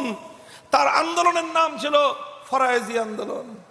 তিনি এক জামাত গঠন করলেন, সেই জামাতের নাম ছিল ফরায়েজি জামাত। ফরায়েজি মানে কি? ফরায়েজি মানে হলো আল্লাহর ফরজ বিধানগুলো বাস্তবায়ন করার আন্দোলন। তিনি আল্লাহর ফরজ বিধান বাস্তবায়ন করার জন্য আন্দোলন শুরু করলেন। সেই আন্দোলনে অসংখ্য মানুষ রক্ত দিল, জীবন দিল, শাহাদাত বরণ করলো। এই বাংলা জনপদের মুসলমানরা শত শত বছর পর্যন্ত আল্লাহর জমিনে আল্লাহর আইনের দ্বারা শাসিত হওয়ার জন্য ত্যাগ, কোরবানি আর শাহাদাতের অসংখ্য নজরানা পেশ করেছেন। এরপরে দেখেন, যখন 1947 সাল আসলো, এই ভারতবর্ষ স্বাধীন হবে। ভারতবর্ষ স্বাধীন হওয়ার সময় এই বাংলার মুসলমানদের সামনে দুটো অপশন ছিল, দুটো সুযোগ ছিল। একটা হলো নিজেদের পার্শ্ববর্তী বিশাল ভারতের সঙ্গে একত্রিত হয়ে বিশাল একটা সাম্রাজ্য এবং বিশাল একটা দেশের নাগরিক হওয়া, অনেক বড় দেশের নাগরিক হওয়া। আরেকটা অপশন ছিল, না, এত বড় দেশের নাগরিক নয়, এত ফ্যাসিলিটি আর এত সুযোগ সুবিধা নয়, নিকটবর্তী বিশাল অঞ্চলের হিন্দুদের সঙ্গে নয়, বরং 7 সমুদ্র 13 নদীর ওপারের মুসলমানদের সঙ্গে সঙ্গবদ্ধ হয়ে আমরা ভূখণ্ড ছোট পেতে পারি, কিন্তু আমরা এমন একটা ভূখণ্ড চাই যেই ভূখণ্ডে আইন হবে কার? জোরে বলেন, সেই ভূখণ্ডে আইন হবে কার? 1947 সালের বাংলার এই জনপদের মুসলমানরা অনেক বড় স্যাক্রিফাইস করেছিল, অনেক বড় ত্যাগ আর কোরবানি করেছিল। পশ্চিম পাকিস্তানের মুসলমানরা সেই ত্যাগ আর কোরবানি স্বীকার করতে পারে নাই। এই বাংলার মুসলমানরা যেই ত্যাগ আর কোরবানি স্বীকার করেছে, আল্লাহর আইনের দ্বারা, কোরআনী সংবিধানের দ্বারা রাষ্ট্র পরিচালিত হওয়ার ক্ষেত্রে এই বাংলাদেশের মানুষ 98% তারা সমর্থন জানিয়েছিল, অথচ পশ্চিম পাকিস্তানের লোকেরা সমর্থন জানিয়েছিল মাত্র 60 থেকে 70%। অর্থাৎ আল্লাহর জমিনে আল্লাহর বিধান বাস্তবায়ন করার ক্ষেত্রে, মুসলমানদের জন্য কোরআনী শাসনতন্ত্রের মাধ্যমে রাষ্ট্র গঠন করার জন্য, পাকিস্তান গঠন করার জন্য পশ্চিম পাকিস্তানের মানুষের যত আবেগ এবং তাদের যত ত্যাগ আর কোরবানি ছিল, তার চেয়ে অনেক বেশি ত্যাগ আর কোরবানি ছিল এই বাংলার মুসলমানদের। এরপরের ইতিহাস আমাদের সঙ্গে বিশ্বাসঘাতকতার ইতিহাস। এরপরের ইতিহাস পশ্চিম পাকিস্তানের স্বৈর শাসক খান পাঠানরা বাংলাদেশের মুসলমানদের ত্যাগ আর কোরবানির প্রতি বৃদ্ধাঙ্গুলি প্রদর্শন করে আমাদের শাহাদাতের রক্তের সঙ্গে গাদ্দারি করবার ইতিহাস। 24 বছর পর্যন্ত পাকিস্তান টিকে থাকলো। আলেম সমাজ বারবার বললেন 1947 সালের 15ই আগস্ট ব্রিটিশদের কাছ থেকে আমরা দেশটাকে মুক্ত করেছি, স্বাধীন করেছি। আমাদের দেশের আলেম সমাজ বলেছিলেন বাড়ির কাছের কলকাতা থাকতে, বাড়ির কাছের হিন্দুস্তান থাকতে, হিন্দুস্তানকে লাথি মেরে সেই 7 সমুদ্র পাড়ি দিয়ে পাকিস্তানের সঙ্গে একীভূত হলাম। আমাদের লাহোর, পাঞ্জাব আর করাচির প্রতি আমাদের কোনো দুর্বলতা এবং কোনো আকর্ষণ ছিল না, আমাদের আকর্ষণ ছিল একমাত্র আল্লাহর কোরআনের প্রতি। কিন্তু তারা আমাদের এই জাতির সঙ্গে গাদ্দারি করেছে, বিশ্বাসঘাতকতা করেছে। এ জাতির বাংলাদেশের মুসলমানরা আল্লাহর আইন বাস্তবায়ন করার জন্য যেই ত্যাগ আর কোরবানি স্বীকার করলেন, তারা বিন্দুমাত্র তার মূল্যায়ন করল না।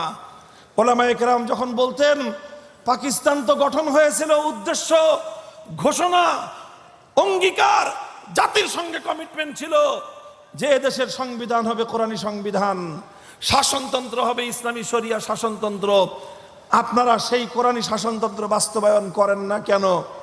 পাকিস্তানের শাসকরা বলতো রাষ্ট্রটা এখনো শিশু রাষ্ট্র, তো হুজুর কিছুদিন সময় দেন, আমরা আস্তে আস্তে এই রাষ্ট্রটাকে আগে সর্বদিক থেকে অর্থনৈতিক, সামাজিক, ব্যবসায়িক সব দিক থেকে একটু শক্তিশালী করে নেই, তারপরে আমরা ইসলামী শাসনতন্ত্র দিব, আমরা ইসলামী আইন বাস্তবায়ন করব। এখন যদি আমরা ইসলামী আইন বাস্তবায়ন করতে যাই, ইউরোপ আমেরিকার লোকেরা আমাদেরকে সাহায্য করবে না, ওরা আমাদেরকে সহযোগিতা করবে না। ওদের সাহায্য আর সহযোগিতা না নিলে আমাদের পাকিস্তান উন্নতি করতে পারবে না। এই বলতে বলতে বলতে বলতে 24 বছর পার হয়ে গেল, কিন্তু তাদের এই শিশু রাষ্ট্র আর কোনোদিন সাবালক হলো না। আমার আব্বাজান মরহুম হযরত শাইখুল হাদিস আল্লামা আজিজুল হক রহমতুল্লাহ আলাইহির কাছ থেকে কথা আমি বহুবার শুনেছি।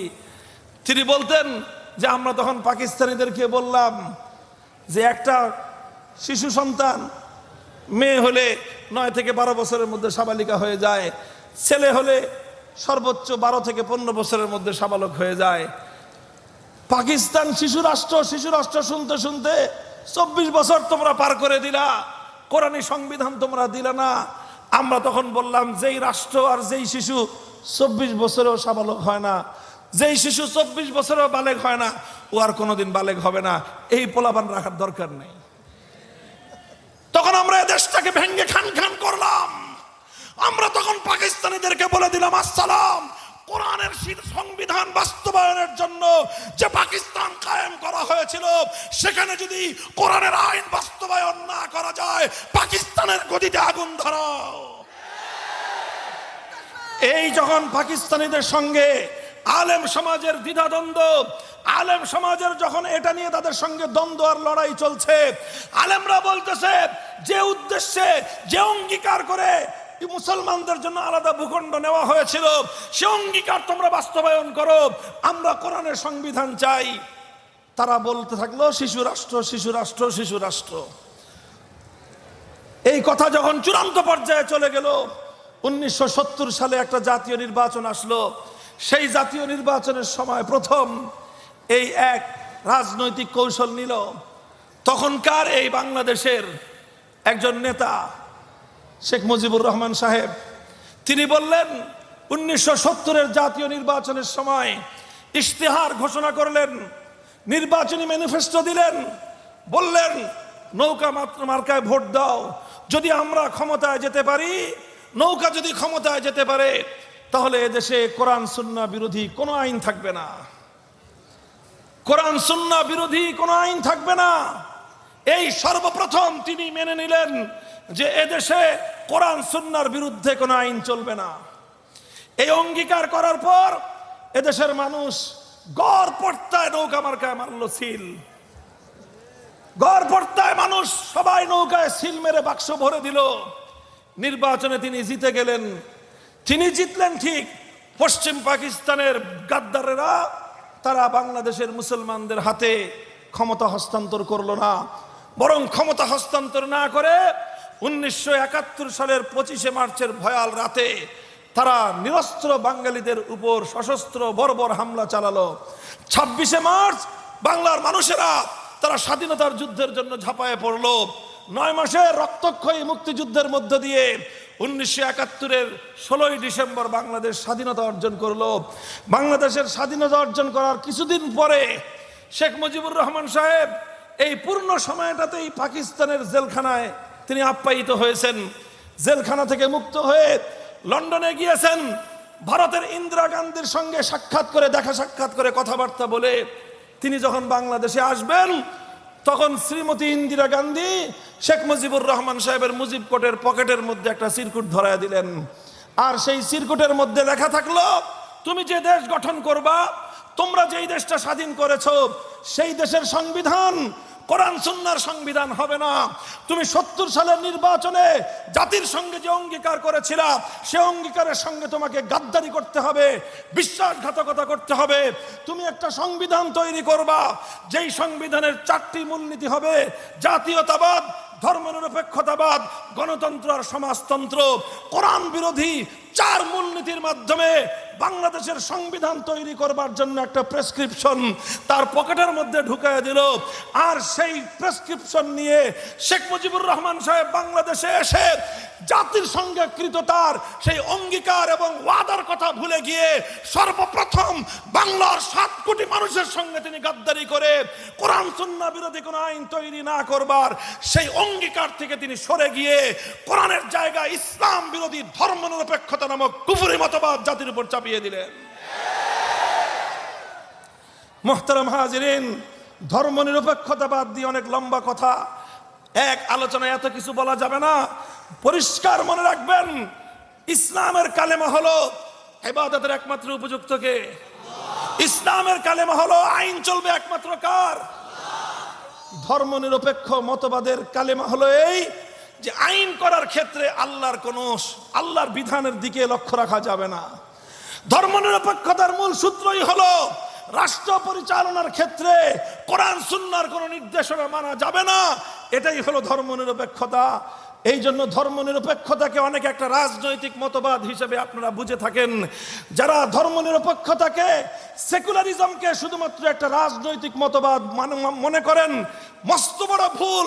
ধর্মনিরপেক্ষতা কোনো রাজনৈতিক মতবাদ নয়, বরং ধর্মনিরপেক্ষতা হলো এই পৃথিবীতে ইসলামের সঙ্গে সবচেয়ে বড় সাংঘর্ষিক একটা ভিন্ন ধর্মের নাম। যারা ইসলাম ধর্মের অনুসরণ করে তারা ধর্মনিরপেক্ষ ধর্ম অনুসরণ করতে পারে না। যারা ইসলাম ধর্মের অনুসারী হয় তারা সেকুলার ধর্ম অনুসরণ করতে পারে না। কারণ ইসলাম বলে কোরআন আইনের সূত্র হবে কোরআন সুন্নাহ, ধর্মনিরপেক্ষতা বলে আইনের সঙ্গে কোরআন সুন্নাহর কোনো সম্পর্ক থাকতে পারবে না। বরং আমি তো বলি যে ধর্মনিরপেক্ষ ধর্মটা, এই যে সেকুলার ধর্ম, এটা এক বিবেচনায় হিন্দু, বৌদ্ধ, ইহুদি, খ্রিস্টান ধর্মের চেয়েও ইসলামের জন্য আরো বেশি ভয়ঙ্কর। বলবেন কেন?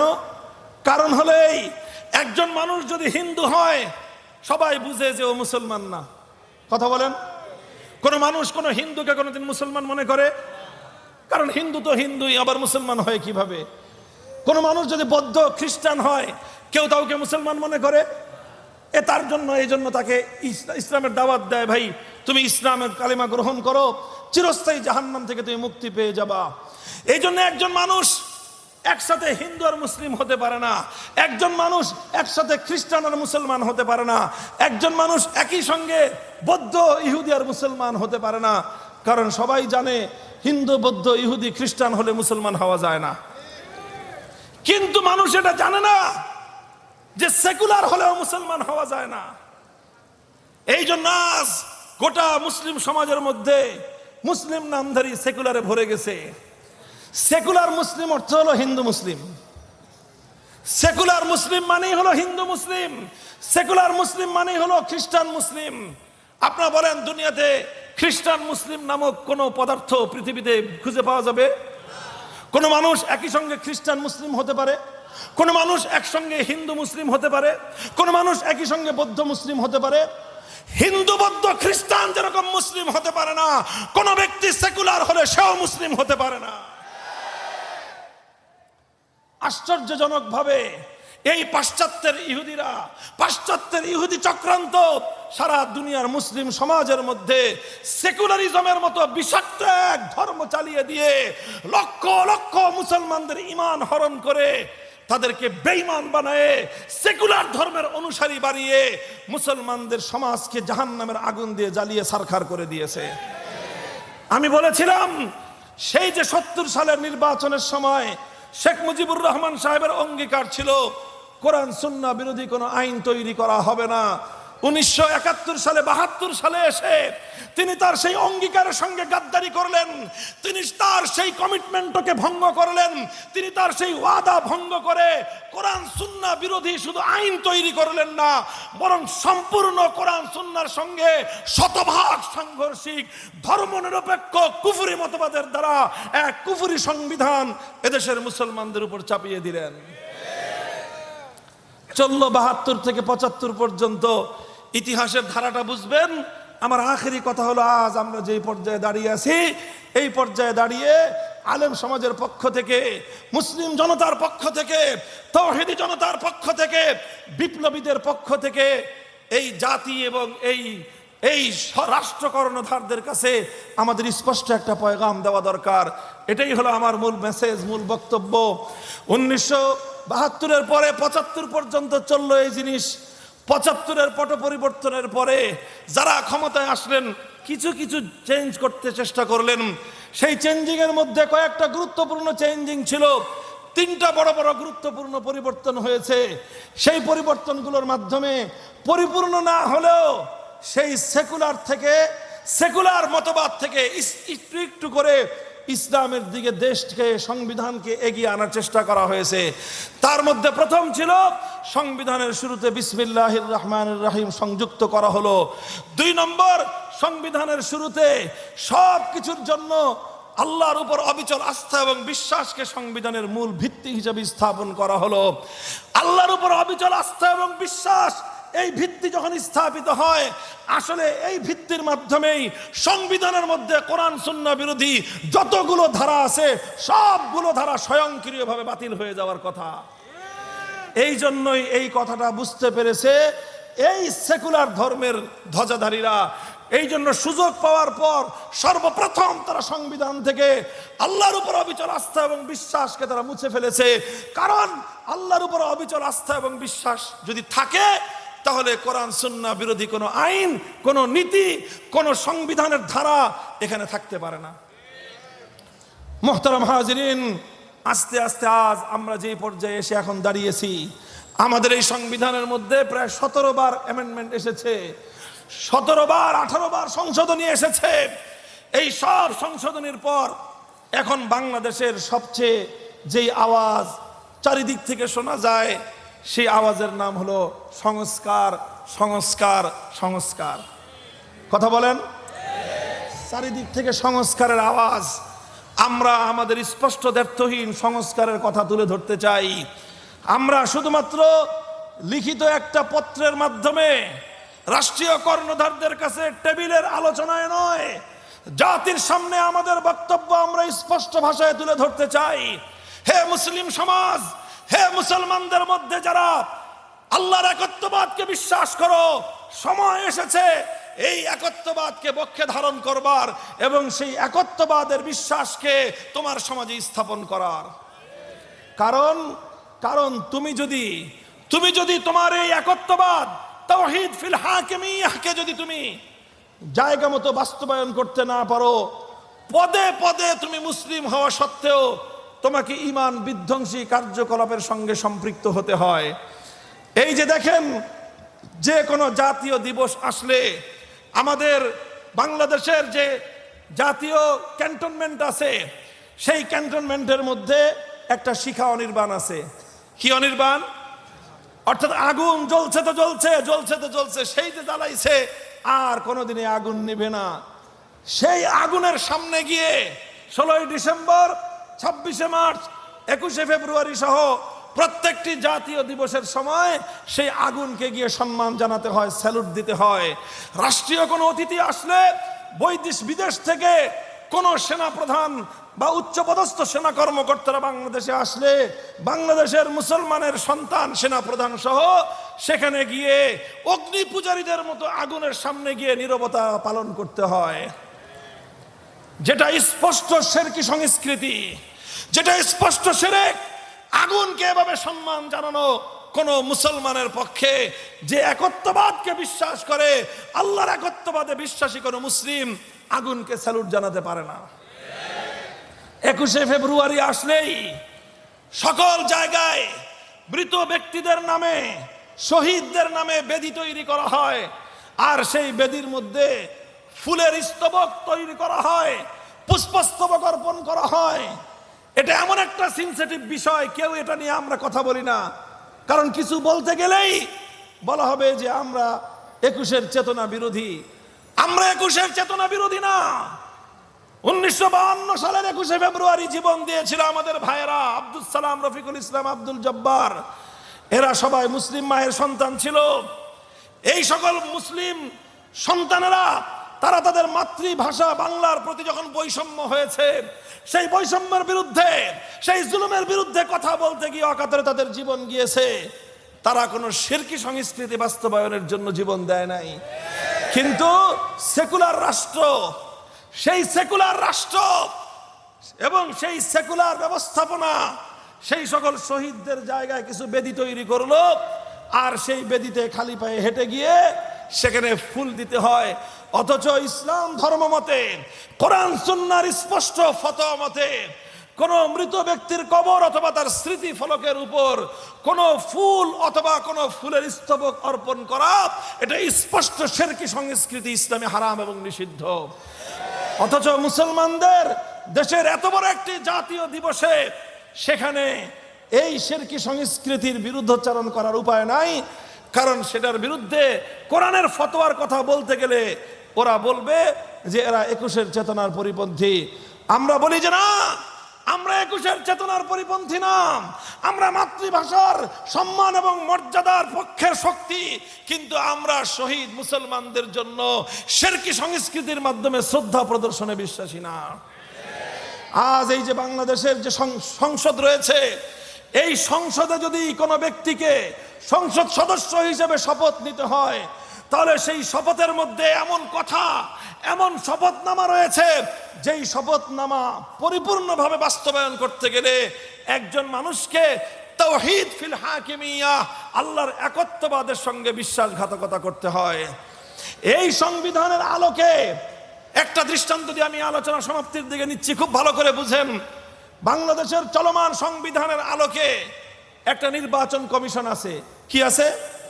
বাংলাদেশের যে কোনো রাজনৈতিক দল বাংলাদেশে রাজনীতি করতে চাইলে, নির্বাচনে অংশগ্রহণ করতে চাইলে তাদের জন্য বাধ্যতামূলক হলো কি, নির্বাচন কমিশনের নিবন্ধন লাগবে। আর নির্বাচন কমিশনের নিবন্ধন নিতে গেলে অনেকগুলো কোরআন সুন্নাহ বিরোধী আইন সেখানে মুখোমুখি হতে হয়। আর সেই আইনের সঙ্গে সামান্য একটু বিরোধ হলে তখন ইসলামকে পরিবর্তন করতে হয়, কিন্তু তারা তাদের কুফরি সংবিধানের ধারাকে পরিবর্তন করে না। তার জ্বলন্ত দুটো দৃষ্টান্ত আমি দেখাই। আপনারা জানেন বাংলাদেশে উলামায়ে কেরামের নেতৃত্বে একটা রাজনৈতিক সংগঠন ছিল। সেই সংগঠনটার নাম হলো ইসলামী শাসনতন্ত্র আন্দোলন। নামটা জানেন আপনারা? 1987 সালে উলামায়ে কেরাম বাংলাদেশের শীর্ষ আলেমরা ঐক্যবদ্ধ হয়ে এই প্ল্যাটফর্মটা গঠন করেছিলেন। প্রতিষ্ঠাকালের মুখপাত্র ছিলেন শাইখুল হাদিস আল্লামা আজিজুল হক রহমতুল্লাহ আলাইহি, তিনি ছিলেন এর প্রধান সমন্বয়কারী। তার সহযোগী ছিলেন বাইতুল শরফের পীর সাহেব মরহুম আব্দুল জব্বার রহমতুল্লাহ আলাইহি। অন্যতম সহযোগী ছিলেন চরমনায়ের মরহুম পীর হযরত সৈয়দ ফজলুল করিম রহমতুল্লাহ আলাইহি। তার অন্যতম সহযোগী ছিলেন মরহুম হযরত মাওলানা দেলোয়ার হোসেন সাইদি রহমতুল্লাহ আলাইহি। অন্যতম সহযোগী ছিলেন এই যে মাওলানা সৈয়দ কামালউদ্দিন জাফরি। তার অন্যতম সহযোগী ছিলেন মরহুম হযরত মাওলানা আব্দুল গফফার রহমতুল্লাহ আলাইহি। এই সকল আলেমরা মিলে ইসলামী শাসনতন্ত্র আন্দোলন করলেন। অর্থাৎ তারা দাবি জানালেন যে আমরা একটা আন্দোলন করতে চাই, যে আন্দোলন হলো কুফরি সংবিধান পরিবর্তন করে, কুফরি শাসনতন্ত্র পরিবর্তন করে ইসলামী শাসনতন্ত্র বাস্তবায়ন করব। কিন্তু অভিশপ্ত এই নির্বাচন কমিশন যখন তারা রাজনৈতিক নিবন্ধনের জন্য গেলেন, ইসলামী শাসনতন্ত্র আন্দোলনের লোকদেরকে বলে দিলেন যে ইসলামী শাসনতন্ত্রের নাম নিয়ে বাংলাদেশে কোনো রাজনৈতিক দল গঠন করা যাবে না। কেন গঠন করা যাবে না? কারণ ইসলামী শাসনতন্ত্র এই শব্দ বাংলাদেশের সংবিধানের সঙ্গে সাংঘর্ষিক। কেননা বাংলাদেশের সংবিধান হলো কুফরি শাসনতন্ত্র। আপনারা চান ইসলামী শাসনতন্ত্র করতে, যতদিন পর্যন্ত কুফরি শাসনতন্ত্র, কুফরি সংবিধান থাকবে ততদিন বাংলাদেশে ইসলামী শাসনতন্ত্র নামে অনুমোদন চলবে না। বাধ্য হলেন তারা নাম পরিবর্তন করে শাসনতন্ত্র শব্দ বাদ দিতে হলো। এটা এ জাতির জন্য চরম দুঃখজনক একটা ইতিহাস। এর চেয়েও দুঃখজনক আর একটি ইতিহাস বলি। অনেক ইখতিলাফ এবং মতপার্থক্যের জায়গা আছে, আমি মতপার্থক্যের জায়গায় যাচ্ছি না।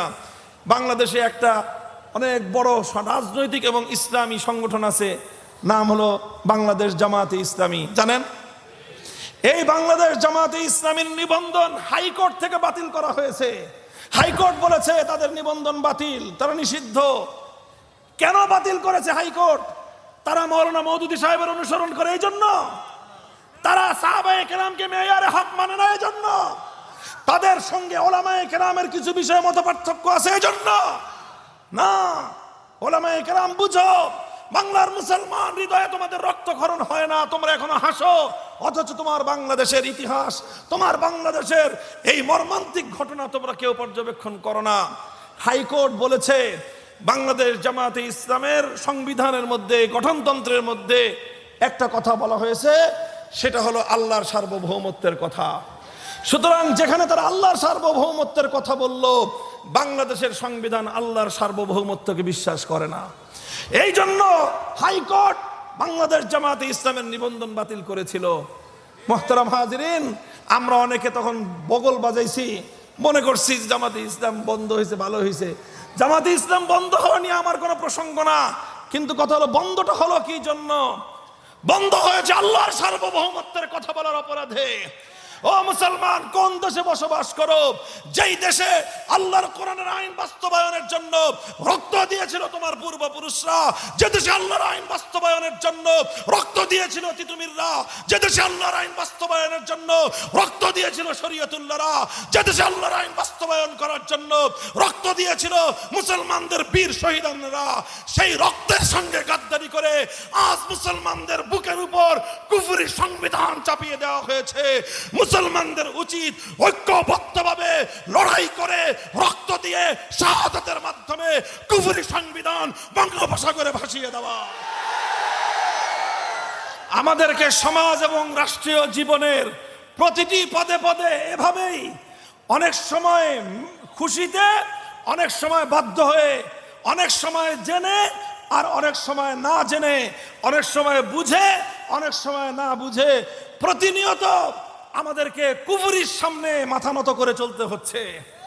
আজ বাংলাদেশে যদি কোনো একজন ব্যক্তি মন্ত্রী হয়, যত বড় হাজি গাজী আলেম হন, মন্ত্রী হলে আপনাকে স্মৃতিসৌধে যেতে হবে, আপনি বীর শহীদানদেরকে শ্রদ্ধা জানান, কোনো আপত্তি নাই। এটা শহীদদেরকে শ্রদ্ধা জানানো ইসলামের আদর্শ।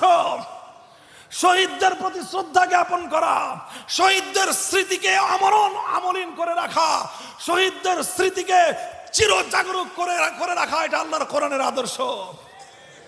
কোরআন ইসলামী আদর্শ শিক্ষা দিয়েছে, যখন তোমাদের মধ্যে কেউ শহীদ হবে তখন সেই শহীদের কীর্তি গাথা নিয়ে তোমরা আলোচনা করো। হাদিসের পাতায় পাতায় পাবেন আল্লাহর পয়গম্বরের সামনে সাহাবায়ে কেরাম তাদের পূর্বপুরুষ যারা আল্লাহর দ্বীনের জন্য জীবন দিয়েছে তাদের কীর্তিগাথা আলোচনা করতেন। আল্লাহর নবী আবেগ নিয়ে সেই কীর্তিগাথা শুনতেন। কোরআনে পাকের মধ্যে সূরা কাহাফ রয়েছে, 6 জন যুবক আল্লাহর জন্য জীবনকে উৎসর্গ করেছিলেন। আল্লাহ বলেছেন, ইতিহাস আলোচনা করেছেন, সেই 6 যুবকের আল্লাহর জন্য আত্মোৎসর্গকে চিরস্মরণীয় করে রাখার জন্য সেখানে মসজিদ নির্মাণ করো, স্মৃতিসৌধ নির্মাণ করতে বলেন নাই, সেই স্মৃতিসৌধের সামনে ফুল দিতে বলেন নাই। মুহতারাম হাজিরিন, কথাগুলো শুনে অনেকে ভয় পেতেছেন হয়তো যে হুজুর কোথায় হাত দিতেছে। হ্যাঁ, হাত মূল জায়গায় দিতে হবে, কলজার মধ্যে হাত দেওয়া ছাড়া মুক্তির কোনো উপায় নাই। কুফরি হৃৎপিণ্ড ধরে টান দিতে হবে, কুফরি রাষ্ট্রযন্ত্রের সকল আখড়া ভেঙে গুড়িয়ে দিতে হবে। আল্লাহর জমিনে আল্লাহর কোরআনের সংবিধান বাস্তবায়নের জন্য যুদ্ধের প্রস্তুতি নিতে হবে। ইনশাআল্লাহ আগামীর সমাজ হবে ইসলামের সমাজ। আর এভাবে হীনমন্যতা করে সুপায়ে সুপায়ে লুকায়ে লুকায়ে কথা বলার দিন শেষ। এবার বুক ফুলিয়ে উচ্চ কণ্ঠে কোরআনের কথা বলবার বাংলাদেশ। যারা ইসলামী আইনের পক্ষে কথা বলবে তারা জোরে কথা বলবে এখন থেকে, যারা ইসলামী আইনের বিরুদ্ধে কথা বলবে তারা বিলালের মতো মিনমিন করে কথা বলবে, যারা ইসলামের রাজনীতি করবে আল্লাহু আকবার স্লোগান তারা জোরে করে বলবে, যারা মানব প্রজাতন্ত্রের কথা বলবে বিড়ালের মতো ছাগলের মতো মিনমিন করে বলবে। এটাই হবে আগামীর বাংলাদেশের চিত্র। কথা বলেন। আরে ভাই, যদি আমরা সাহস করি, হিম্মত করি, যদি আমরা সাহস করি আর হিম্মত করি, ইনশাআল্লাহ সুম্মা ইনশাআল্লাহ 15 বছরের ফ্যাসিবাদ যেভাবে বিদায় হয়েছে, কোরআন বিরোধী সকল অপশক্তি বাংলাদেশ থেকে চিরতরে বিদায় হতে বাধ্য হবে ইনশাআল্লাহ। সেই সোনালী দিন আল্লাহ আমাদেরকে দেখার তৌফিক দান করুন। একটি বিপ্লব ঘটুক, যে বিপ্লবের মাধ্যমে আল্লাহর কোরআন হবে ইসলামী আইনের, বাংলাদেশের আইনের প্রধান সূত্র হবে ইসলামী শরিয়া। কোরআন এবং সুন্নাহর আইনের মাধ্যমে আমরা শাসিত হব। ভালোয় ভালোয় মানলে ভালোয় ভালোয় আসবে। সোজা আঙ্গুলে ঘি উঠলে সোজা আঙ্গুলে ঘি খাবো। আঙ্গুল যদি বাঁকা করতে হয়, যতটুকু করা লাগে ততটুকু আঙ্গুল বাঁকা করার জন্য প্রস্তুতি গ্রহণ করতে শুরু করুন ইনশাআল্লাহ। বিপ্লবের পূর্বাভাস দেখা যাচ্ছে।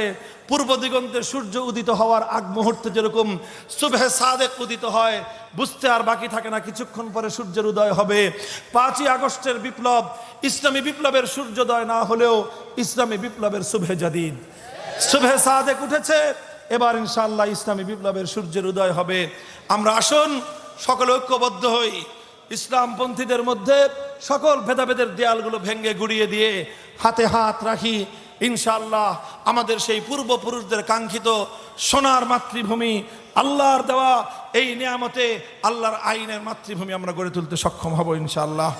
নাসরুম মিনাল্লাহি ওয়া ফাতহুন করিব ওয়া আখিরু দাওয়ানা আলহামদুলিল্লাহি রাব্বিল আলামিন।